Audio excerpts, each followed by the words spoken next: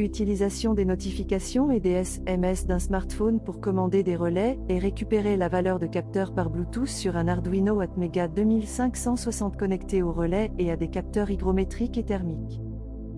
Dans un premier temps, nous allons mettre en place les utilitaires pour créer l'application Android, puis préparer un Arduino Atmega 2560 pour qu'il puisse communiquer avec un smartphone Android en Bluetooth type HC05. Nous connecterons un relais pour commander une lampe, une sonde DHT11 pour la température ambiante plus l'humidité ainsi qu'une sonde de température type DS18B20 de précision. Pour l'application, nous allons utiliser MIT, app, Inventor. Pour ce faire, nous utiliserons un navigateur et taper dans la barre d'adresse est2.appinventor.me.edu. Vous devez avoir un compte Google pour vous enregistrer. Lorsque vous vous êtes enregistré, vous pouvez commencer un nouveau projet. Le principe du projet est de placer les éléments dans la représentation d'un smartphone. Pour ce faire, sélectionnez l'élément et glissez-le sur la représentation du smartphone. Si vous ne voulez pas faire manuellement l'application, flashez le QR code ci-dessous, puis sur le navigateur reproduisez l'adresse indiquée. Il suffira de télécharger le code dans le disque de votre PC puis de l'importer dans la page MIT, app, Inventor. Une liste d'onglets disponibles à gauche permettent de placer les éléments que vous voulez utiliser dans l'application. Exemple, si vous voulez mettre un champ texte pour pouvoir écrire du texte à l'intérieur afin de qu'il soit utilisé par la suite dans le programme.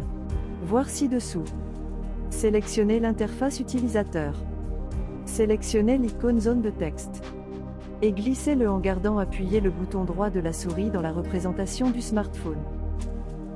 Pour la programmation de l'application, nous utiliserons les blocs comme pour Scratch. Ce sont des blocs que nous imbriquons les uns dans les autres mais dans un ordre bien particulier, sinon rien ne fonctionnerait. Voir l'exemple ci-dessous. Chaque couleur a une importance car elle définit le type d'information et d'événement du bloc. Cet exemple provoque quand on clique sur le bouton numéro 1 bloc jaune, une fonction de faire parler le smartphone par la synthèse vocale correspondant au bloc mauve, qui contient le message présent dans le champ LBL Result. Celui-ci est contenu dans le bloc vert. Voilà comment placer des éléments dans la représentation du smartphone.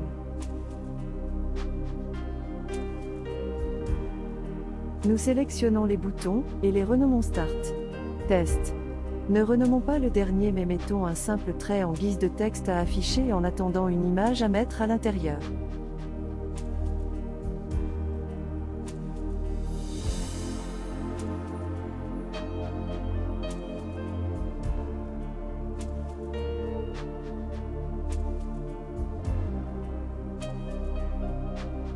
Maintenant, nous allons mettre en forme l'affichage des éléments et mettre des couleurs pour différencier ceux-ci.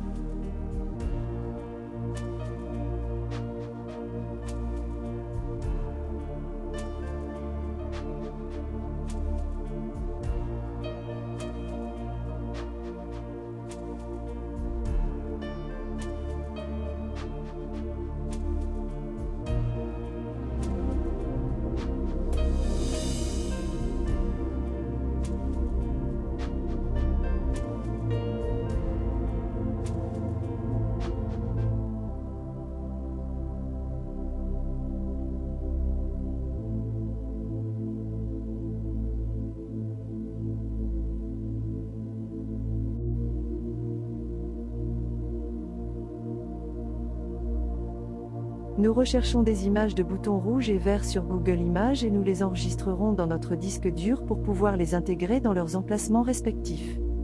Nous ferons disparaître le bouton vert, en cliquant sur la coche visible en bas des propriétés de l'image correspondante au bouton vert.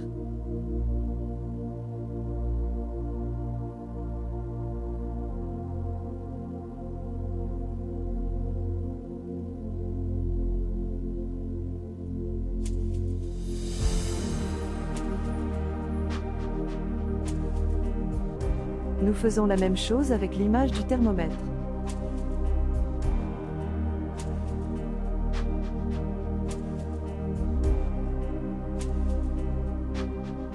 Nous avons besoin d'une extension disponible sous le nom de Typhoon Notification Listener à l'adresse https://avidapps.com/extension.php. Nous téléchargerons le fichier qui se trouve tout en bas de la page Download typhoonnotificationlistener.aix. Nous revenons sur la page de conception Design et ouvrons l'onglet Extension. Nous cliquons sur le bouton Import extension pour intégrer le fichier que nous avons téléchargé.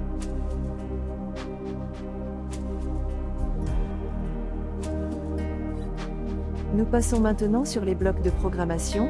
Pour cela, nous cliquons sur le bouton bloc en haut à droite de la page. Nous sélectionnons les éléments que nous avons besoin pour le programme, tout comme les éléments de la page précédente. Nous sélectionnons avec la souris clic droit l'élément bouton Start. Une petite fenêtre s'affiche pour proposer différentes actions concernant ce bouton. Nous chercherons l'action quand Start clique. Nous sélectionnons cette action et la faisons glisser dans la partie centrale, et nous répéterons ce schéma pour les autres actions.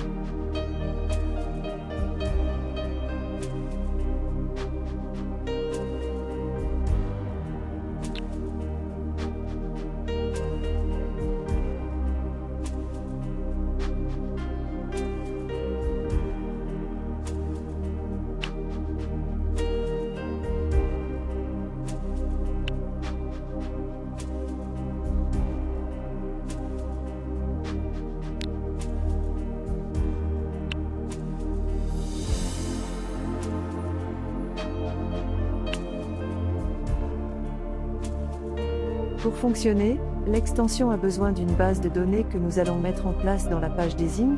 Nous chercherons l'onglet Stockage puis nous sélectionnerons l'élément TinyDB. Nous indiquerons dans la propriété de la base Tiny le texte Full Notification Listener. Nous reviendrons dans les blocs pour ajouter une fonction à l'ouverture de l'application. Nous sélectionnons Screen 1, et dans les choix d'action nous prendrons, quand Screen 1 initialise, nous glisserons l'action du choix dans Tiny, mettre Tiny Space Name, le texte Full Notification Listener. Nous sélectionnerons l'action quand Full Notification Listener Notification Received, qui se trouve dans les actions de l'extension. Ensuite, pour pouvoir entendre vocalement le texte reçu lors d'une notification, nous sélectionnerons l'action, Appeler texte parole parlée, dans les choix de texte à parole et on y glissera la valeur de label. Et enfin nous mettrons une action de suppression de données de la base de données de Tiny pour éviter de remplir cette base lorsque l'application est fermée et que le service est fonctionnel. Cette action se trouve dans les choix de Tiny Appler Tiny Supprimer Tout.